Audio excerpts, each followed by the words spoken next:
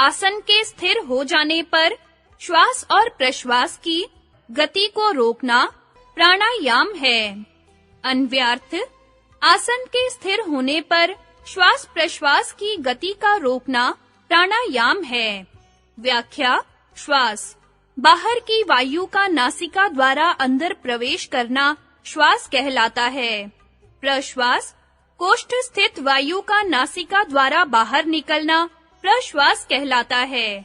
श्वास प्रश्वास की गतियों का प्रवाह रेचक, पूरक और कुंभक द्वारा बाह्याभ्यंतर दोनों स्थानों में रोकना प्राणायाम कहलाता है।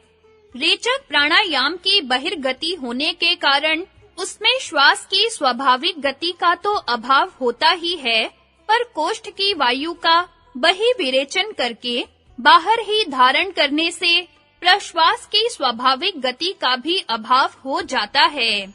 इसी प्रकार पूरक प्राणायाम में प्रश्वास की गति का तो अभाव होता ही है, पर बाह्य वायु को पान करके शरीर के अंदर धारण करने से श्वास की स्वाभाविक गति का भी अभाव हो जाता है और कुंभक प्राणायाम में रेचन पूर्ण प्रयत्न के बिना केवल विधारक प्रयत्न से प्राण वायु को एकदम जहां के तहां रोक देने से श्वास प्रश्वास दोनों की गति का अभाव हो जाता है।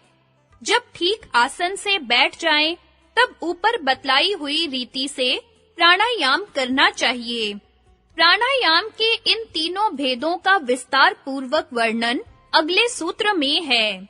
आसन यम नियम की भांति योग का स्वतंत्र अंग नहीं है, वह प्राणायाम की सिद्धि का उपाय है।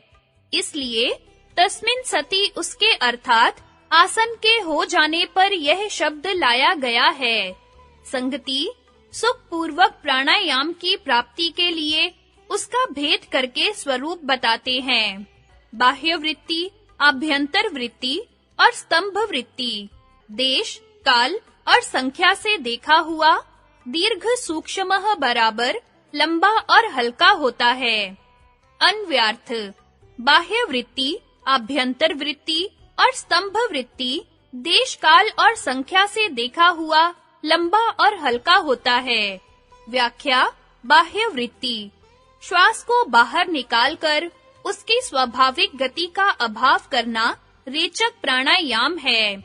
आभ्यंतर वृत्ति, श्वास अंदर खींचकर उसकी स्वाभाविक गति का अभाव पूरक प्राणायाम है। स्तंभ वृत्ति, श्वास प्रश्वास दोनों गतियों के अभाव से प्राण को एकदम जहां का तहां रोक देना कुंभक प्राणायाम है। जिस प्रकार तप्त लोह आदि पर डाला हुआ जल एक साथ संकुचित होकर सूख जाता है, इसी प्रकार कुंभक प्राणायाम में श्वास प्रश्वास दोनों की गति का एक साथ अभाव हो जाता है। इन तीनों में प्रत्येक प्राणायाम तीन प्रकार का होता है। पहला, देश परिदृष्ट, देश से देखा हुआ अर्थात देश से नापा हुआ। जैसे पहला, रेचक में नासिका तक प्राण का निकलना, दूसरा, पूरक में मूलाधार तक श्वास का ले जाना और तीसरा, कुंभक में नाभि चक्र आदि में एकदम रोक देना।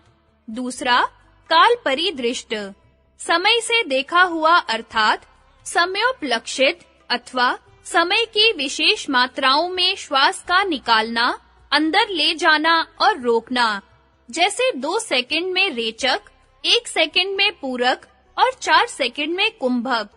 तीसरा, संख्या परिदृष्ट, संख्या से उपलक्षित, जैसे इतनी संख्या में पहला, इतनी संख्या में दूसरा और इतनी संख्या में तीसरा प्राणायाम।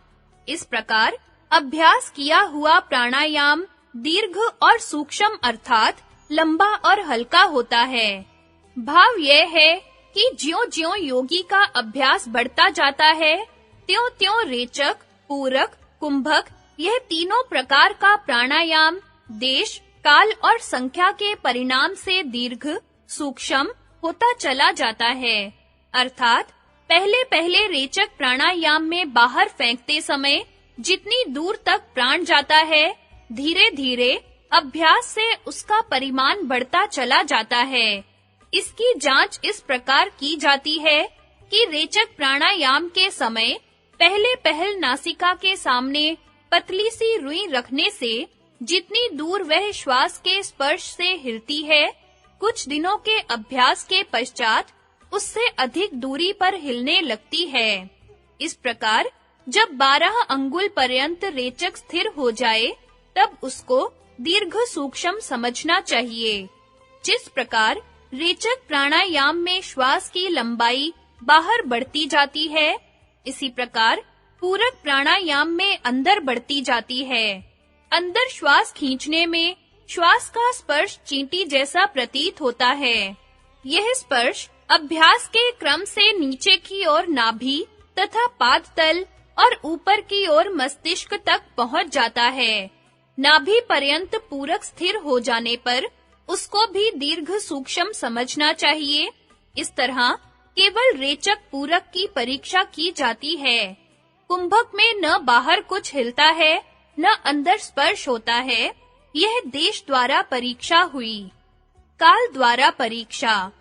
इसी प्रकार तीनों प्रकार का प्राणायाम अभ्यास द्वारा काल के परिमाण में भी बढ़ता जाता है। आरंभ में जितने काल तक प्राणायाम होता है, धीरे-धीरे उससे अधिक काल तक बढ़ता जाता है। हाथ को जानु के ऊपर से चारों ओर फिराकर एक चुटकी बजा देने में जितना काल लगता है, उसका नाम मात्रा है। दिनों दिन वृद्धि को प्राप्त किया हुआ प्राणायाम जब 36 मात्राओं पर्यंत श्वास प्रश्वास की गति के अभाव में होने लगे, तब उसको दीर्घ सूक्ष्म जानना चाहिए। संख्या द्वारा परीक्षा। इसी प्रकार संख्या के परिमाण से प्राणायाम बढ़ता जाता है। प्राणायाम के बल से कई स्वाभाविक श्वास प्रश्वास का एक-एक श्वास बनता जाता है। जब 12 श्वास प्रश्वास का एक श्वास बनने लगे, तब जानना चाहिए कि दीर्घ सूक्ष्म हुआ। यह प्रथम उद्घात मृदु दीर्घ सूक्ष्म 24 श्वास प्रश्वास का एक श्वास, द्वितीय उद्घात मध्य दीर्घ सूक्ष्म और 36 श्वास प्रश्वास का एक श्वास, तृतीय उद्घात तीव्र दीर्घ सूक्ष्म कहलाता है। उद्घात का अर्थ नाभि मूल से प्रेरणा की हुई वायु का सिर में टक्कर खाना है। इस प्रकार प्राणायाम अभ्यास से लंबा और सूक्ष्म बड़ी निपुणता से जानने योग्य होता चला जाता है। विशेष वक्तव्य। प्राण का विस्तार पूर्वक वर्णन पहले पाद के 34वें सूत्र में कर आए हैं। यहाँ प्राणायाम का क्रियात्मक रूप बतला देना आवश्यक है। एक स्वस्थ मनुष्य स्वाभाविक रीति से 1 मिनट में 15 बार श्वास लेता है। साधारण स्थिति में श्वास की गति इसी क्रम से होती है। पहली, श्वास का भीतर जाना, दूसरी, भीतर रुकना, तीसरी, बाहर निकलना और चौथी, बाहर रुकना। श्वास के भीतर जाने को श्वास, बाहर निकलने को प्रश्वास और अंदर तथा बाहर रुकने को विराम कहते हैं। इस स्वाभाविक श्वास प्रश्वास की गति के वशीकरण से शरीर के भीतर प्राण की समस्त सूक्ष्म गतियों का वशीकार हो सकता है और नाना प्रकार की अद्भुत शक्तियां प्राप्त हो सकती हैं।